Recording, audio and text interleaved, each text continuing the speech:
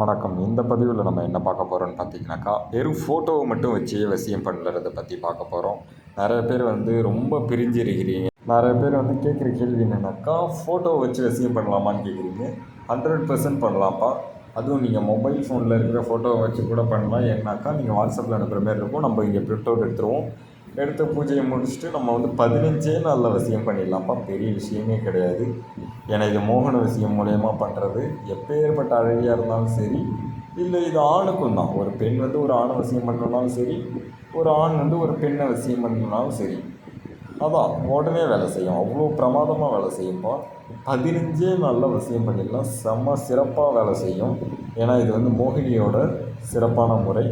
நீங்கள் பிரிஞ்சிருக்கீங்க அப்படின்ட்டு ரொம்ப வருத்தப்படாதீங்க. எத்தனை வருஷம் பிரிஞ்சிருந்தாலும் சரி, இல்லை புதுசாக நீங்கள் யாரையாவது வசியம் பண்ணணுன்னாலும் சரி, காமத்துக்காக இருந்தாலும் சரி, வசியம் பண்ணிடலாம்.